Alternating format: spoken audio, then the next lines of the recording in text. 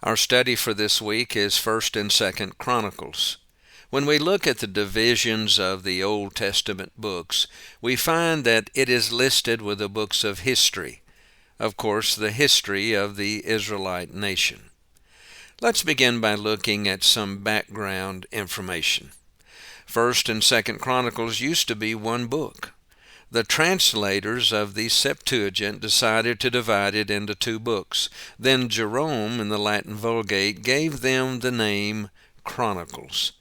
This word means a detailed account of history in order of time.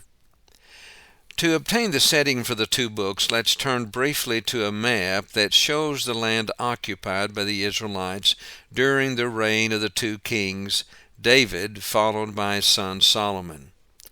God had promised Abraham that his seed would obtain all the land from the borders of Egypt to the Euphrates River. In 2 Chronicles 9 and verse 26, we find that under the kingship of Solomon, the Israelites had occupied the land, and therefore the land promise had been fulfilled by God. What purposes could be given for 1st and 2nd Chronicles? Certainly it provides a record of history for the children of Israel. It would always be a reminder to Israel that their true glory as a nation came about from their covenant relationship with God. Even though it covers the same periods as Samuel and Kings, it provides supplemental material not found in other books of history. Although 1st and 2nd Chronicles are thought to be probably the least read books in the Bible, there are many lessons and interesting points.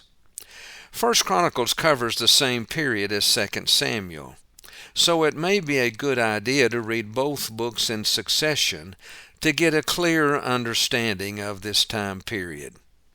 More generally, it could be said that 1st and 2nd Chronicles provides an excellent commentary on the books of 1st and 2nd Samuel and 1st, 2nd Kings. 1st Chronicles starts out by giving a genealogy information of important families. We know that genealogies were extremely important to the Jew for several reasons. In these two books, we are told of the planning of the temple by David, and then the building of the temple by Solomon after David's death.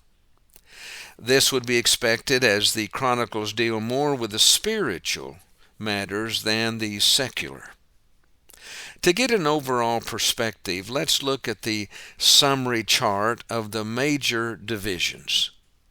The focus is on events leading to the history of the southern two tribes, but not the northern 10 tribes. As already mentioned, the genealogies of important families are found in 1st Chronicles chapters 1 through 9. Then it focuses on the events of David's reign and his personal life in 1st Chronicles 10 through 29.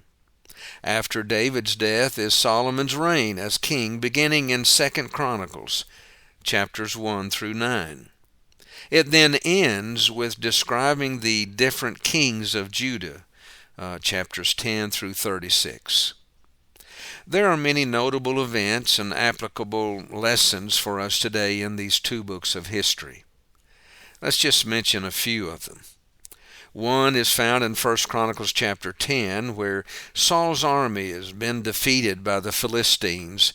3 of his sons had been killed, and Saul was also wounded. Saul takes his own life by falling on his sword. In chapter 13, we learn of Uzziah's death and the requirement of God to obey his laws. In chapter 17, David wants to build a permanent house, a temple for God. However, it would be Solomon that would ultimately build it. Then in chapter 21, David disobeys God by taking a census. God punishes Israel heavily, and David then repents. Solomon builds the temple as we begin 2nd Chronicles. And the Queen of Sheba comes to seek Solomon's wisdom that had been given to him by God. After Solomon dies, the kingdom divides into the northern and southern kingdoms. Second Chronicles follows the history of the kings in the southern kingdom and really doesn't say anything about the northern 10 tribes. A lot of information in these 2 books of history. Now, just for fun, let's see how we can do on answering a few questions. Take your time, do your best.